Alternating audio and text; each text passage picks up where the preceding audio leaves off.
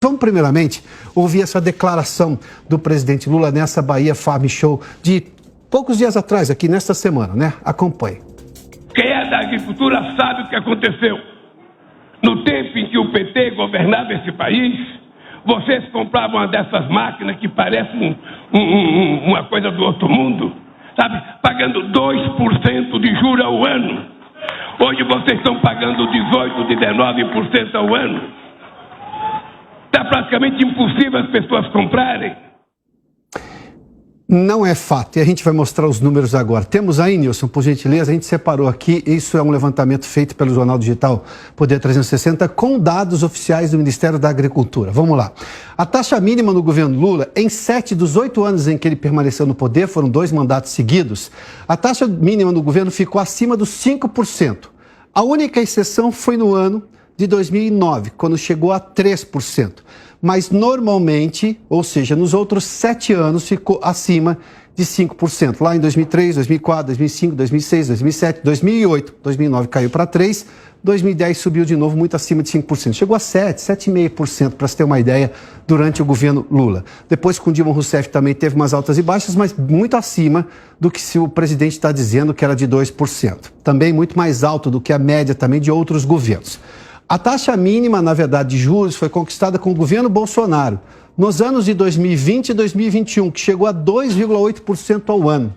Nos outros anos, ou seja, 2019 e 2022, o teto, ou seja, o máximo de taxa mínima, né, daquele valor, 3% ao ano, ou seja, não subia mais do que isso. Foi isso que permitiu que o agronegócio, que hoje dá um resultado gigantesco no PIB do primeiro trimestre, que responde por boa parte da balança comercial brasileira, isso garante um dólar baixo, porque para ter dólar baixo você precisa ter entrada de dólares no Brasil. Por isso que o comércio externo é muito importante. Você vende muito, você exporta muito, entra dólares no Brasil. E são dólares que vão para o setor produtivo, ou seja, de venda de mercadorias fabricadas aqui no Brasil, que geram riqueza aqui no Brasil, que geram impostos pagos ao governo brasileiro. Esse é o agronegócio. Você se lembra que o Lula tem hoje, o presidente Lula tem um conflito com o agronegócio. Chama de fascista, direitista, como se as pessoas não pudessem ser de direita, como ele é de esquerda. Qual é o problema? E fascismo nós já falamos. O presidente, se um dia ele se dedicar, que seja ali uns 5 minutos para ler o significado de fascismo, ele vai parar de usar essa expressão. Se, obviamente, entender exatamente o que a história diz sobre o que é fascismo. Mas vamos lá. Esses são os dados todos que mostram claramente que o que você ouviu aí nessa fala do presidente Lula lá na Bahia Farm Show é uma frase que não condiz com a verdade. É, de novo, o que se pode chamar de uma narrativa. Mas o presidente produz uma série de narrativas. Sem contar que, neste momento, Lula tem um problema de popularidade interna aqui no Brasil, de perda de apoio aqui no Brasil, no Congresso Nacional, de atores que o apoiaram, inclusive, na eleição presidencial, na eleição do ano passado, e também internacional. A gente vai trazer ao longo do programa de hoje uma série de declarações que, digamos, corroeram essa popularidade ou essa imagem do Lula diplomata, o Lula estadista, que não condiz mais com a verdade, sem contar todas essas narrativas.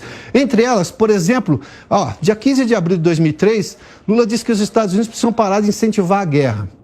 Mais que isso, ele não se encontrou com o Zelensky. Ele fez que não estava com o Zelensky. Você se lembra agora em Hiroshima, no encontro do G7? O presidente pegou, a gente viu o Trudeau, que é o primeiro-ministro canadense, estava sentado lá do Lula, deu a volta na mesa para falar com o Zelensky. Todos fizeram isso. Zelensky foi um convidado, claro, um convidado de honra do G7, que por ser um país, ele ser o chefe de Estado de um país que está em guerra, não teve a agenda divulgada com antecedência. O presidente Lula não fez nem esse esforço. Fez ali que estava lendo papéis, enfim, uma coisa, o que obviamente chamou muita atenção do mundo. Esse foi o primeiro fato que a imprensa internacional...